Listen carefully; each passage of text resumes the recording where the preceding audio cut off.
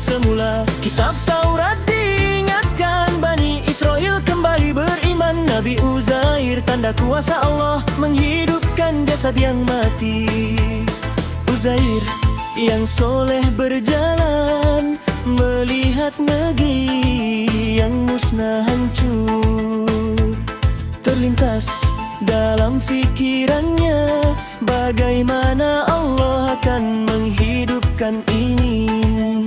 Lalu dimatikan seketika, 100 tahun lamanya dia disedarkan kembali. Nyata itulah kuasa Tuhan.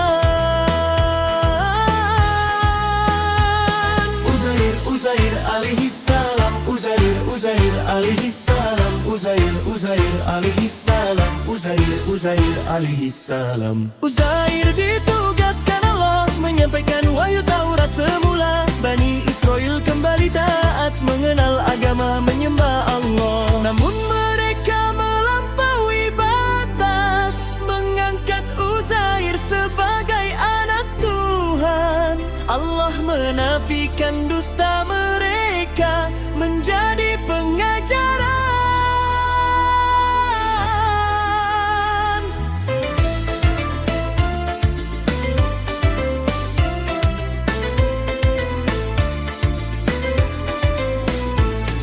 Seratus tahun berlalu, Allah hidupkan kembali dirinya. Makanan tetap segar terpelihara, kedainya juga dihidupkan semula. Kitab Taurat diingatkan, Bani Israel kembali beriman. Nabi Uzair tanda kuasa Allah, menghidupkan jasad yang mati.